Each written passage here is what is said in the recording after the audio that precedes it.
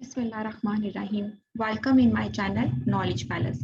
आज हम डिस्कस करेंगे section 22 of the code of criminal procedure 1898। आपने अक्सर सुना होगा कोर्ट में कहा जाता है कि 22A 22B के ऑर्डर्स लेने हैं। ये 22A 22B एक्चुअली है क्या? जब कोई ऑफेंस कमिट होता है, जब सोसाइटी में कोई क्राइम होता है और उसके लिए हम पुलिस ऑफिसर कोई पर्सन जो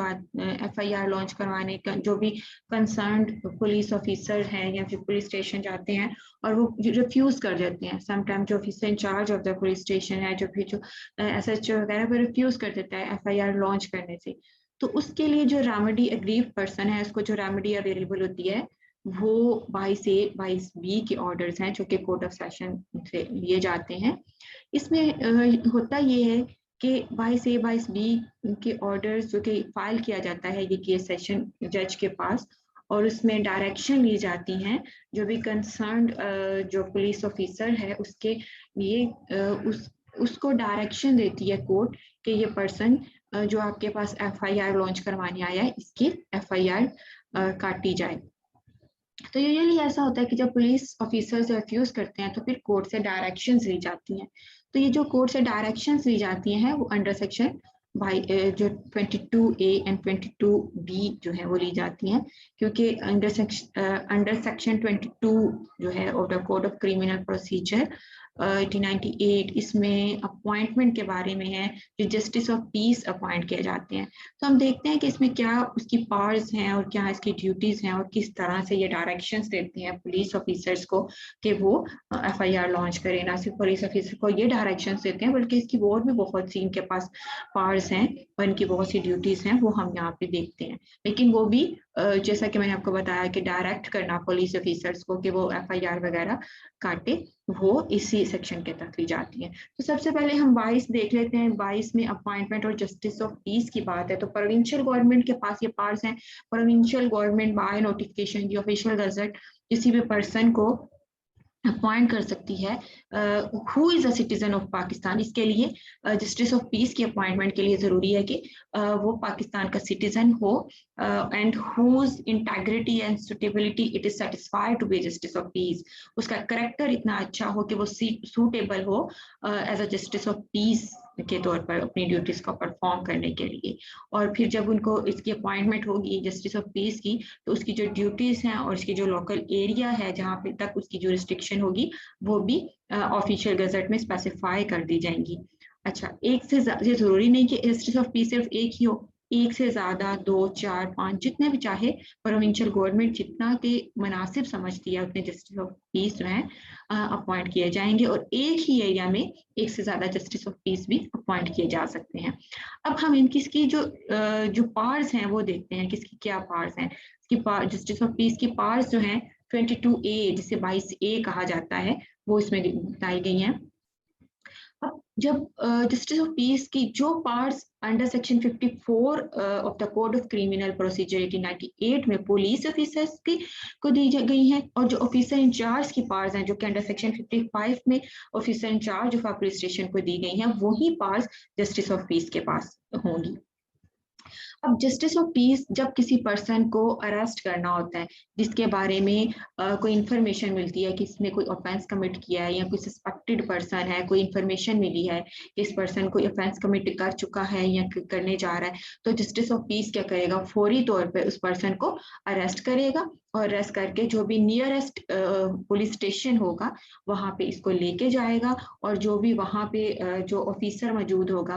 वहां पे जो ऑफिसर पुलिस स्टेशन में उस वक्त जो भी ऑफिसर इंचार्ज है या भी जो भी उस वक्त मौजूद है ऑफिसर, उसको वो तमाम जो सरकमस्टांसिस हैं अरेस्ट के कि किन सरकमस्टांसिस में इसको अरेस्ट किया गया, क्यों अरेस्ट किया गया, कैसी इंफॉर्मेशन मिली थी, कौन सा इसने ऑफेंस कमिट किया था और किस तरह के से इसको अरेस्ट किया गया, वो तमाम इंफॉर्मेशन जो है उसको प्रोवाइड करेगा। और जो पुलिस ऑफिसर वहां पे मौजूद है जिसको ये तमाम इंफॉर्मेशन दी गई है वो उसको री अरेस्ट कर लेगा। अब उसके बाद जस्टिस ऑफ पीस के इसके अलावा जो पार्स हैं, उसकी पार्स जब भी जस्टिस ऑफ पीस जो है किसी भी लोकल एरिया में जहाँ पे इसको अपॉइंट किया गया है, वो किसी भी पुलिस ऑफिसर को भी कॉल कर सकता है। मतलब वहाँ कोई ऑफेंस कमिट हुआ है, कोई ऑफेंस कमिट होने जा रहा है, तो उस ऑफेंस को रोकने के लिए, या कोई पर्सन जो कि पार्टिसिपेट कर रहा है किसी भी ऑफेंस में, किसी कमीशन ऑफ कॉग्निजेबल ऑफेंस में, या जिसके अगेंस्ट कोई रीजनेबल कंप्लेंट जो है रिसीव हुई है, या कोई क्रेडिबल इंफॉर्मेशन रिसीव हुई है, या फिर रीजनेबल सस्पिशन मौजूद है कि वो उस पर्सन, वो जो सस्पिशियस पर्सन है उसने कोई क्राइम कमिट किया है, या वो क्राइम में उसने पार्टिसिपेट किया है, ज्यादा लोगों ने मिलकर क्राइम किया है, या कि कोई ऑफेंस या कोई क्राइम होने जा रहा है तो उसको रोकना है, या फिर किसी भी किस्म की ब्रीच ऑफ पीस को रोकना है, किसी भी पब्लिक में किसी भी किस्म की डिस्टरबेंस को रोकना है, तो और वो अकेला नहीं कर पा रहा और उसे पुलिस की हेल्प की जरूरत है, तो वो जस्टिस ऑफ पीस क्या करेगा, उस एरिया की जो भी कंसर्न जो पुलिस स्टेशन है वहां से किसी भी पुलिस फोर्स को, या मेंबर ऑफ जो मेंबर हैं पुलिस फोर्स के, उनको कॉल कर सकता है। अब जहाँ पे जो member of the police force जो कि ऑन ड्यूटी हैं, और वो उनको जरूरी है कि जो ऑन ड्यूटी हैं उनको कॉल किया जाए किसी भी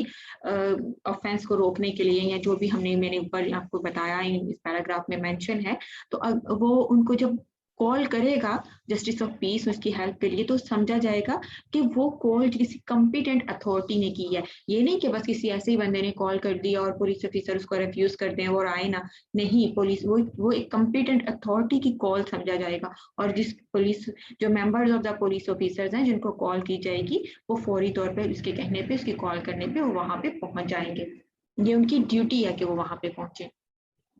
इसके अलावा जो जस्टिस ऑफ पीस है उसकी जो ड्यूटीज हैं, जो रूल्स में प्रोवाइड की गई है प्रोविंशियल गवर्नमेंट ने इन ऊपर ऑफेंसेस को रोकने और अरेस्ट करने के अलावा, उसकी ये भी उसकी पावर्स, और भी कुछ एक्स्ट्रा पावर्स हैं उसके पास। वो एक्स्ट्रा पावर्स क्या है, वो कोई भी सर्टिफिकेट इश्यू कर सकता है किसी भी पर्सन की आइडेंटिटी के बारे में हो, वो पर्सन कहाँ पे रिजाइड है, कि उसकी रेजिडेंस कहाँ पे है, उसकी आइडेंटिटी के बारे में सर्टिफिकेट इशू कर सकता है, किसी भी डॉक्यूमेंट को वेरीफाई कर सकता है, या किसी भी डॉक्यूमेंट को अटेस्ट कर सकता है। यूजुअली होता है कि हमें कोई करेक्टर सर्टिफिकेट या कोई भी सर्टिफिकेट को अटेस्ट करवाने की जरूरत होती है, जिसके लिए हम मैजिस्ट्रेट के पास जाते हैं, और अगर मैजिस्ट्रेट अवेलेबल नहीं है तो जस्टिस ऑफ पीस के पास पावर है कि वो उसको अटेस्ट कर सकता है। और कोई भी सर्टिफिकेट जो है, जब वो जस्टिस ऑफ पीस उसको अटेस्ट कर देगा सर्टिफिकेट को, तो समझा जाएगा, ये प्रज्यूम किया जाएगा कि वो डॉक्यूमेंट जिसको जस्टिस ऑफ पीस ने अटेस्ट किया है, वो ये प्रज्यूम किया जाएगा कि वो सर्टिफिकेट करेक्ट है, और वो डॉक्यूमेंट जो है वो प्रेस को वेरीफाई कर दिया गया है और ड्यूली वेरीफाइड डॉक्यूमेंट है। उसकी जो अटेस्टेशन है जस्टिस ऑफ पीस की, वो बिल्कुल मैजिस्ट्रेट की अटेस्टेशन समझी जाएगी। तो ये थी पावर्स जस्टिस ऑफ पीस की जो अंडर सेक्शन 22A डिफाइन की गई है। अब ये तो इसकी पावर्स थी। अब इन पावर्स में से वो कोई भी अपनी पावर जो है वो यूज कर सकता है, लेकिन इसके अलावा कुछ ड्यूटीज हैं जो कि जस्टिस ऑफ पीस पे इम्पोज कर दी गई हैं। जब जो ड्यूटीज ऑफ जो कि इम्पोज कर दी गई हैं उनको परफॉर्म करना उसके लिए लाजमी होता है। अब देखें कि ड्यूटीज कौन सी हैं जिनको परफॉर्म करना जरूरी है, वो और वो बाउंड है कि उन ड्यूटीज को परफॉर्म करें, वो उनको डिफाइन किया गया under section 22B of the code of criminal procedure 1898। Duties of the justice of piece जो है वो क्या है कि जब किसी भी ऑफेंस की इंफॉर्मेशन रिसीव हुई है, कि कोई इंसिडेंट जो है अकर हो रहा है, on the receipt of the information of the occurrence of any incident, किसी भी किस्म का इंसिडेंट है, चाहे वो ब्रीच ऑफ पीस है, चाहे वो कमीशन ऑफ ऑफेंस है, तो उस लोकल एरिया में जहाँ पे वो जस्टिस ऑफ पीस जो है उसको अपॉइंट किया गया है, तो वो क्या करेगा, फौरी तौर पर इंक्वायरी करेगा उस मैटर के बारे में जिसकी इंफॉर्मेशन उसे रिसीव हुई। अब वो जब उसकी इंक्वायरी करेगा, तो जो भी उसे इंक्वायरी में उस एविडेंस वगैरह उसको मिली है, उसकी एक रिपोर्ट तैयार करेगा। वो रिपोर्ट इन राइटिंग होगी, और जो भी इस इंक्वायरी का रिजल्ट होगा वो उसमें इन राइटिंग पूरी रिपोर्ट में लिखेगा, और जो भी नियरेस्ट मैजिस्ट्रेट है उसको, और जो ऑफिसर इंचार्ज है जो भी नियरेस्ट पुलिस स्टेशन है उसका जो ऑफिसर इंचार्ज है उसको वो रिपोर्ट जो है वो भेज देगा। अब उसकी ड्यूटी है कि वो दोनों को रिपोर्ट भेजेगा, नियरेस्ट मैजिस्ट्रेट को और जो officer in charge of the nearest police station है उसको भेजेगा। अब इसके अलावा जो अगर ऑफेंस जैसा कि ऊपर जिक्र किया गया है क्लॉज ए में, अगर तो वो ऑफेंस कॉग्निजेबल है, लाइक मर्डर हो गया कहीं, तो वहां पे जो उस वक्त जो प्लेस ऑफ अकरेंस है वहां पे किसी भी किस्म की चीज को रिमूव होने से रोक सकता है, किसी भी किस्म को इंटरफेरेंस से रोकना ये उसकी ड्यूटी में शामिल है। ये जो प्लेस ऑफ अकरेंस है और जो place of occurrence of the offence है वहां पे, लाइक जैसे कोई मर्डर होता है तो वहां पे ब्लड है, वहां पे कोई गन मिल गई, वहां पे कोई नाइफ मिल गया, तो वो किसी उसकी ड्यूटी है कि उस जब तक कि वहां पे जो कंसर्न मैजिस्ट्रेट या पुलिस ऑफिसर नहीं पहुंच जाते वो फौरी तौर पे वहां पे जाए और जो प्लेस ऑफ अकरेंस है वहां पे किसी भी किस्म की इंटरफेरेंस को रोके, कोई भी पर्सन वहां पे ना आए, कोई चीज रिमूव ना करे, किसी भी किस्म की इंटरफेरेंस ना करे। तो ये उसकी ड्यूटी है कि जो जस्टिस ऑफ पीस है उसको रोकेगा। और अगर उसे कहा जाएगा, उसे रिक्वायर किया जाएगा in writing by police officer उसे कहते हैं, तो वो वहाँ की इन्वेस्टिगेशन भी करेगा वो ऑफेंस जो कि वहाँ पे उसके लोकल एरिया में हुआ है। इसके अलावा पुलिस ऑफिसर से वो हर किस्म की असिस्टेंस जो है वो ले सकता है, जो किसी भी किस्म की इन्वेस्टिगेशन रिकॉर्ड करनी है, किसी भी किस्म की स्टेटमेंट रिकॉर्ड करनी है, जो अनएक्सपेक्टेड जो डेथ है, एक्सपेक्टेशन ऑफ डेथ, किसी पर्सन का कोई मर्डर हो गया लेकिन अभी वो उसके मर्डर उसकी डेथ से पहले अगर उसके साथ कोई इंजरी वगैरह है और ये जो है एक्सपेक्ट किया जा रहा है कि इस पर्सन की डेथ हो जाएगी, तो फिर फौरी तौर पर उसका जो स्टेटमेंट है वो उस पर जो जिस पर्सन के बारे में एक्सपेक्ट किया जा रहा है कि he is about to die, तो उस पर्सन की स्टेटमेंट भी रिकॉर्ड करेगा जिस पर्सन के साथ क्राइम कमिट हुआ है। तो इस स्टेटमेंट को डाइंग डिक्लेरेशन कहा जाता है। तो ये तमाम पार्ट्स हैं जो कि जस्टिस ऑफ पीस की है। जो पुलिस ऑफिसर्स जो हैं जो कि अपनी ड्यूटीज को प्रॉपरली परफॉर्म नहीं कर रहे, अगर उनके से कहा गया है कि वो एफआईआर लॉन्च करें और वो एफआईआर नहीं लॉन्च कर रहे तो उनको भी डायरेक्शन देगा कि वो एफआईआर वगैरह लॉन्च करें। अगर उन्होंने उनकी ड्यूटी है किसी पर्सन को अरेस्ट करना या कोई और ड्यूटी है कि उनको परफॉर्म करना जरूरी है लेकिन वो नहीं कर रहे, तो फिर ये भी जस्टिस ऑफ पीस की ड्यूटी है। ये जस्टिस ऑफ पीस जो है उनसे उनको डायरेक्ट कर सकता है कि वो जो भी अपनी ड्यूटीज हैं उसको परफॉर्म करें। तो ये थे हमारे पास सेक्शन 22A 22B जिसमें कि जस्टिस ऑफ पीस की पार्ट्स बताई गई है। ये बहुत ही अहम जो है ये सेक्शंस हैं 22A 22B और हमारी बहुत कॉमन प्रैक्टिस है, जो हमारी क्रिमिनल प्रैक्टिस है डेली बेसिस पे बहुत से ऑर्डर्स जो है 22A 22B के लिए जाते हैं और यूजुअली जो लिए जाते हैं वो डायरेक्शन ली जाती हैं कंसर्न जो पुलिस ऑफिसर्स हैं। जब भी कोई ऑफेंस कमिट होता है तो एक रूटीन बन गई हुई है कि पुलिस ऑफिसर के पास जाएंगे और वो फिर रिफ्यूज कर देते हैं कि हम एफआईआर नहीं काटते और बहुत जो है समटाइम बहुत सारी प्रॉब्लम्स पेश आती हैं एफआईआर लॉन्च करवाने में। तो एक कॉमन सी प्रैक्टिस बन गई हुई है इन क्रिमिनल लॉ में कि लोग उधर जाने से पहले, पुलिस स्टेशन जाने से पहले 22A 22B के ऑर्डर ले लेते हैं जिसमें के डायरेक्शंस दे दी जाती हैं,